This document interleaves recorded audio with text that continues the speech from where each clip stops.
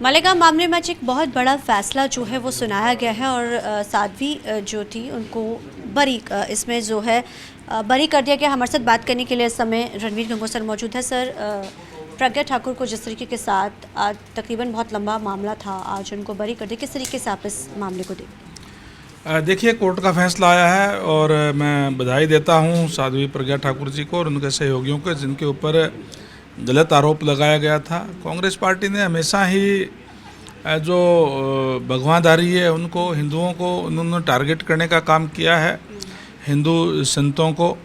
और आज कोर्ट के फैसले के बाद में बिल्कुल सारी चीज़ें क्लियर हो गई है।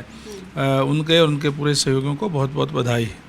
सर, किस तरीके से देखते हैं लंबी इसमें जो सुनवाई चली, एक लंबा अरसा इसमें निकला, हालांकि इस चीज़ को करते करते हालांकि कोर्ट के मसलों में एक लंबे अरसे के बाद फैसला, जैसे आपने भी जिक्र किया कि कांग्रेस का जो है भंगमा की बात की जाए या फिर साध्वी की इस तरीके की बात की जाए तो अक्सर इनका ये रहता है। तो आप अगर इस पूरे मामले को अगर देखा जाए तो आपको क्या लगता है कि कहाँ पर कौन सी चीज़ थी जो सामने नहीं आ पाई थी, ये किस तरीके से चीज़ें हो पाई? देखिए, कोर्ट का एक अपना प्रोसीजर है। कोर्ट ने सारी चीज़ें देखी होगी, तथ्य देखे होंगे, सारी गवाहियाँ हुई होगी, उसके बाद ही हो सकता है। उसके बारे में तो मैं कोई ज़्यादा नहीं बता सकता। लेकिन ये ज़रूर है कि कोर्ट जब कोई भी फैसला करती है, किसी निर्णय पर पहुंचती है, तो तमाम चीज़ों को देख करके, तथ्यों को देख करके उसके बाद में निर्णय करती है। इससे ये सिद्ध होता है कि जिस तरीके से कांग्रेस पार्टी ने हमेशा ही एक जो तुष्टीकरण की राजनीति करने का काम किया है, धर्म की राजनीति करने का काम किया है, हिंदुओं को टारगेट करने का काम किया है और उन्होंने इसी तरीके की जो राजनीति की है, जिससे अब आज कोर्ट के आने से बिल्कुल उनका क्लियर हो गया है। उनको बहुत बहुत बधाई।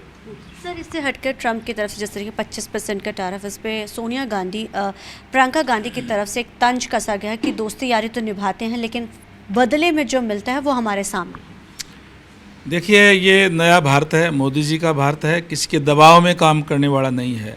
मीडिया में जैसे मैंने भी देखा है कि जो आया है कि भारत जो है वो रूस से क्रूड ऑयल और दूसरे जो सामान है वो ज़्यादा खरीदने का काम करता है। मोदी जी के नेतृत्व में जहाँ देश के हित की बात होगी, देश को के जो किफ़ायती दरों पर जहाँ भी से भी मिलेगा वहीं से सामान लेंगे।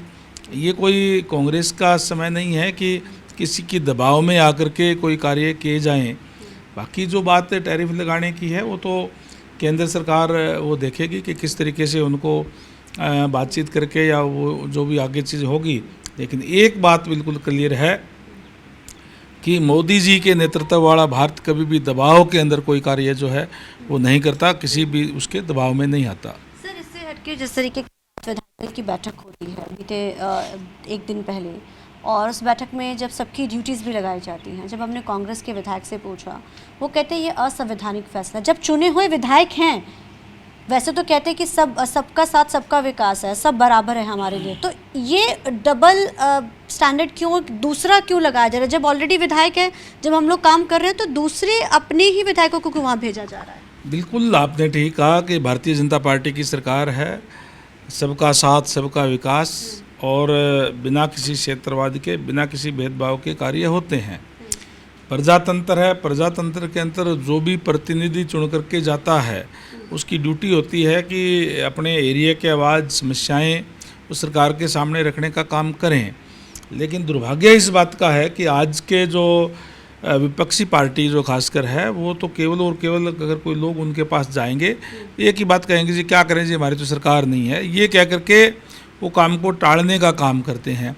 इसलिए लोग सफ़र ना करें, और इसलिए हमारे जो संगठन है उस संगठन ने ये ड्यूटियाँ लगाने का काम किया है कि चाहे कोई मंत्री है, चाहे हमारे विधायक है, जो 48 हमारे विधायक है, आज 42 जगह पे जो विपक्षी पार्टियों के विधायक या इंडिपेंडेंट विधायक जीते हैं, वहाँ पे भी हमारे विधायक और मंत्रियों की ड्यूटी लगाई गई है ताकि वहाँ के लोगों की समस्याएं, उनकी बातचीत सुने, हमारे वर्कर्स की बात सुने, और जो वहाँ के लोग हैं उस हल्के के, उनकी बात सुन करके उन समस्याओं को दूर कराने का काम करें, पार्टी संगठन को मजबूत भी करें। इस मसले को विधानसभा में भी उठाया जाएगा क्योंकि अब सेशन जाहिर अब शुरू होगा, मॉनसून सत्र अब आएगा हरियाणा का, तो इस मुद्दे को उठाया जाएगा कि जब चुने हुए विधायक हैं तो फिर क्या ज़रूरत है?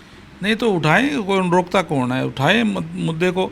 जब वहाँ की समस्याएं और सरकार के सामने ना आए और वहाँ पार्टी अपना संगठन मजबूत करने के लिए, हमारा टारगेट ये है कि जहाँ हमारे विधायक नहीं जीते वहाँ भी क्या कमी रही है, संगठन में क्या कमी रही है, संगठन और सरकार के दोनों कार्य जो है विधायक और मंत्री वहाँ करने का काम करेंगे। सर पंजाब सरकार की तरफ से जो बीबीएमबी का मुद्दा हमेशा उठा है, 115 करोड़ का जो मेंटेनेंस का खर्चा का जो बिल है वो हरियाणा को भेजा गया है।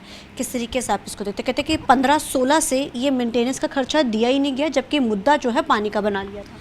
देखिए ये तो डिपार्टमेंट के लोग बता पाएंगे, लेकिन जब मैं बताऊं आपको बात है, जो आम आदमी पार्टी की सरकार है पंजाब के अंदर, हमेशा ही एक ओछी राजनीति करने का काम करती है। चाहे गर्मियों के दिनों में जब पीने के पानी की भी सख्त प्रदेश के अंदर ज़रूरत थी, उस समय पे उन्होंने हरियाणा का पानी रोकने का काम किया, कोर्ट ने उसमें इंटरफेयर किया, हमें पानी हरियाणा का जो पूरा अपना मिला। SYL के बारे में भी कहते हैं कि हम एक बूंद भी पानी का हम जो नहीं दे सकता पंजाब। अरे भाई पंजाब का पानी कौन मांग रहा है? हम तो अपने हक की बात कर रहे हैं। पंजाब और हरियाणा जब अलग अलग हुए, जो बंटवारा हुआ 60-40 का, केवल हम उसकी बात कर रहे हैं। जब फैसला एक सुप्रीम कोर्ट से भी हो गया तो उसके बाद में उस फैसले के खिलाफ भी बोलना ये बिल्कुल ही गैर संवैधानिक है। वो सिर्फ सवाल इतना सा वो कह रहे हैं कि मेंटेनेंस का खर्चा क्यों नहीं दिया? जब राजस्थान दे रहा है, बाकी दे रहे, तो हरियाणा ने क्यों नहीं दिया? देखिए मुझे अभी इसके बारे में देखने की बात है कि क्या चीज़ें हैं, लेकिन कई बार ही वो इसी तरीके से अनर्गल बातें वैसे बिना मतलब की उठाने का काम हमेशा ही वो करते हैं, और उससे पता चलता है, उनकी मानसिकता का पता चलता है कि वो किस तरीके की राजनीति पंजाब सरकार के लोग करते हैं। धन्यवाद सर। तो ये थे हमारे साथ बात करने के लिए रणवीर गंगवा, कैमरामैन अर्जुन के साथ चंडीगढ़ से TV9 के लिए अमनप्रीत कौर।